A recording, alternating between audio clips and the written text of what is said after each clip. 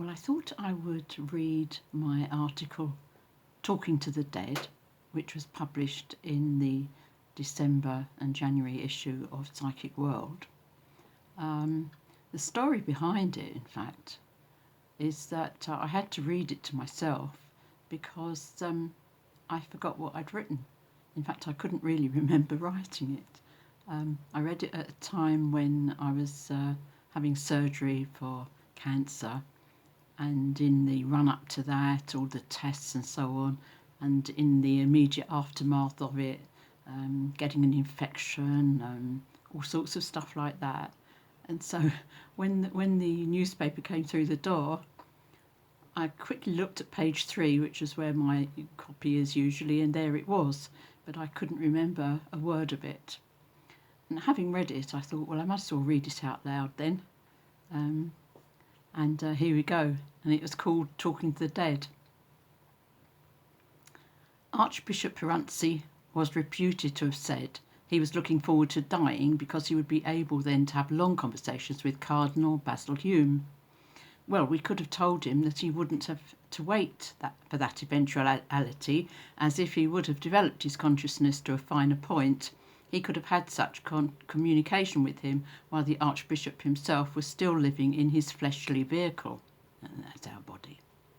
Many are they who have had conversations long or short, sporadic or regular, with august personages gone before. Some have recorded their discourses for posterity or had their thoughts and actions recorded by witnesses, and some have just been written on the wind. But all prove beyond doubt that there is a life of the individual spirit after the physical transition we call death, and that given the right conditions, contact and communion is possible. It would be great, wouldn't it, if recipients of messages from their loved ones at spiritualist meetings decided en masse to learn more of our philosophy and develop their own innate psychic abilities to the point where they would all be able to communicate first to their dearly beloveds, and then to having converse with what are sometimes termed the higher realms. Fortunately, in every generation, a proportion, albeit small, do exactly that, and so continue to spread the word of truth, that we live after we live, together with the important ethical implications for the benefit of the human race. Everyone's motivation is different, but wishing to have one's own communication with relatives and friends on the other side is a good start. And some years ago now, a papal comment was published in the Vatican newspaper saying that it was all right to speak with the dear departed, but not through the services of a medium. So even adherents of the Catholic religion had a green light to develop their own mediumship by inference. If the developing medium has a propensity for elevated thoughts, then, as we know, like attracts like on the spirit side of life, they will start to find themselves in contact with some very interesting beings indeed. Of course, the thoughts and experiences of many such higher intelligences are printed for posterity, and I'm so happy to have many volumes of those, thus negating the need to have direct conversations over the etheric wavelengths with thinkers from the ancients like Plato to the modern Annette Claire Bayer nee Stoop. And even though most have left behind a body of work, how wonderful it is to be able to speak for however short a time to spiritualist pioneers, and to the groups that they have rejoined since their passing. I was contacted by one such when I first began my exploration into all things psychic and spiritual in a meditation by the person who was to be my co-operator in spirit, as she informed me. And new to the spiritualist movement, I naturally had no idea of its history and the fascinating people with which it is peppered at that time.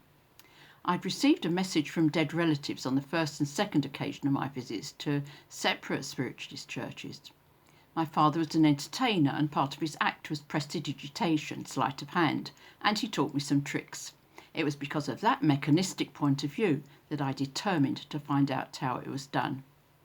Invited to a circle by President of Lewisham Spiritualist Church, Bert French, I met my surprisingly down-to-earth spirit guide, and the rest, as they say, is history. In fact, there's a book out now by the very ghostwriter of those best-selling books wherein my spirit side companion was able to catalogue her experiences as a working and famous medium that talks about the direct influence she has exerted in people's lives over here for the better, even after she had shuffled off this mortal coil. The writer is Linda Dearsley, and the distinguished central character, as in her many books before this one, Doris Stokes. The book has been released before Christmas in time for what would have been Doris's 100th birthday on January the 6th, 2020. In the book entitled Voices Everywhere, Linda sheds light on her relationship with Doris, who started by giving private readings from home and who finished her mission by filling the London Palladium and theatres abroad, becoming famous for her mediumship worldwide.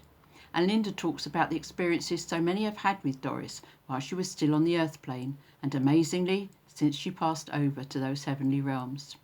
You probably won't be surprised to learn that my first and subsequent encounters with Doris is the last chapter in that book. It's good to know that there are always more mediums developing, and that among them will always be a percentage who seek to bring the teachings of good people now passed to spirit to alleviate and ameliorate some of humankind's worst excesses in life and ills. Now, it's always also been fashionable in spiritualist circles to denigrate messages containing platitudes. But if you look amongst the verbiage even of the most highly evolved and intellectually erudite beings in spirit, you will find those messages of general upliftment scattered liberally. And mediumship dedicated to the highest ideals has always been around. Just to mention that as long ago as the 13th century, two women of note, Julian of Norwich and Marjorie Kemp of King's Lynn, wrote down their own revelations from spirit. They both had visions and communications with the highest, and the encouragement, aka platitudes, you find within them are of the best. I will close this communication with you by quoting the words of Julian of Norwich. If there is anywhere on earth a lover of God who is always kept safe, I know nothing of it, for it was not shown to me. But this was shown, that in falling and rising again, we are always kept in that same precious love. And the loveliest of all that she writes, she states, was given her in meditation by Jesus. All shall be well, and all shall be well, and all manner of things shall be well. Thus we are able to receive that same soothing message through her mediumship in the 21st century. And how good to know that the revelations from Spirit are ongoing, and that our pioneers are still working away with us to make this world a better place, to echo the words of the Universal Lord's Prayer, adapted by spiritualists to say, in earth and heaven the same. There, I hope you enjoyed that. As I did when I read it back to myself. As I said, I was in quite a sort of delirious kind of condition at that time. And before I'd actually gone under the knife, I remember saying, please God, let me wake up from this. And I forgot to ask that when I woke up that I would be recovered quickly and well and all those kinds of things. And of course I did wake up, and that was the deal that I was delighted to receive. But of course, in the weeks following, I was going to experience all sorts of discomforts and pains and stuff, which I'm happy to report to you now. I've come through that far, and I'm sure that things will continue to get better, as it does for all of us. But do remember that you can ask, you can pray. It does work. People listen to you. Your loved ones and dear ones on the other side of life who care about you will relay your fears and your hopes to higher beings who will carry it right up to the highest, and be sure that all prayers are answered, not necessarily in the way that you would prefer or like, but they are answered, and it's all in good time. So there you are, and I hope to speak to you again soon. And I'm so pleased to be able to be here and talk to you like this on this day, which is now 5-6 weeks since I had that operation. Goodbye for now, and God bless you.